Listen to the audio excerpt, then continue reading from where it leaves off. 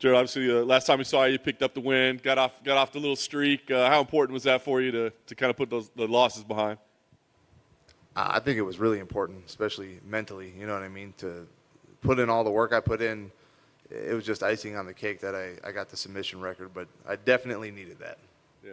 I mean, you've been around the game for so long. Do doubts start to creep in or whatever? Like when you have a couple setbacks like that, we're like, oh, where do I stand? Do I belong here or anything?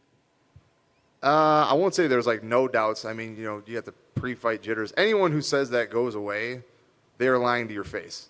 Like, I'll tell you right now, I've talked to guys. We had a Muay Thai fighter come to our gym before, had like 300 fights. And one of our guys asked him, was like, you nervous for fights? He's like, yes, always. He's like, it never goes away. Never. That's 100% true. But as far as like beforehand, like, I've had my back against the wall so many times in these fights, and like it's just like, all right, I just got to go fight again. If I do my absolute best, I got nothing to complain about, so it is what it is. That's awesome. So then you're back 4 months later, and they give you this name, this hot prospect, incredible record, whatever. What do you think? I mean, did you know the guy when they gave you his name? No, I didn't. Being honest. Also, though, the reason I didn't know is because they called me when I was literally in the hospital and my son had just been born, so I was kind of preoccupied with stuff at that point. Congrats. But I looked him up, like you said, hot young prospect, really good record. He looks good, he moves good. It's a great challenge, and I look forward to fighting him. Nice. So you just had a son. Were you like, don't call me? I mean, did you want some time off, or were you happy that they called and booked a fight?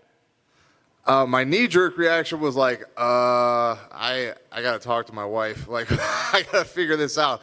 And then I kind of did the math. I was like, no, we actually got a good amount of time. Like, this is okay. But, I don't want to turn down fights. But I was kind of focused on one thing at that point. Yeah, no doubt. Is that your first? Yeah, that's the first one. Little boy. Congrats on that. What's life been like? Obviously, your sleep schedule changes. Your daily routine changes. How much different has life been in this training camp? Man, I'm so lucky. That kid has slept through the night 8 to 9 hours out of crack, like, after barely being alive a month. So I can't complain about nothing. I took a little bit of time at first, and I was like, okay, we'll trade off who wakes up, so it's okay. And even then, it wasn't bad. But man, he just eats and sleeps and smiles.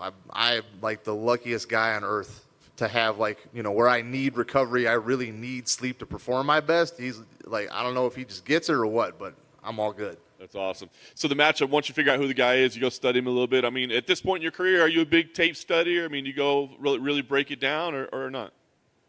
Oh, yeah. I don't know if I'm as big as some guys, but I definitely look for tendencies. I want to see how they move, try to figure out the reasons behind they do what they do, if they got any tendencies and stuff like that. And, I learned a lot watching his tapes. I watched mostly his UFC fights because those are, like, the last couple of years the most recent.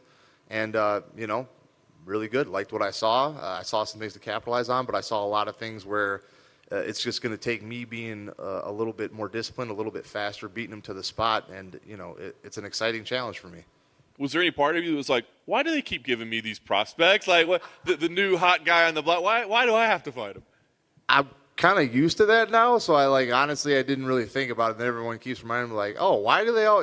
Every time I tell, why do they keep making you fight these? I'm like, I don't know, man. I'm in the UFC. I got to fight whoever they give me. And to that point, too, I always hear about these other guys like, oh, yeah, they gave us a list of names, and I picked him. I have never gotten a list. It's always been like, you're fighting this dude. Deal with it. I'm like, okay, here we go. I dig. The last thing for me, what kind of fight do you think we see here? I mean, are you looking to go out and do something special? Is it just get a win and get back home to the family? I mean, what kind of fight are we going to see? High pace, high action. My cardio's through the roof for this fight. This guy always moves and is very active, so it's going to be however long it takes in there. I plan to be 6 inches in front of his face the whole time throwing leather, and, we'll figure it out whether I knock him out or choke him out. But whatever happens, there's going to be a lot of action.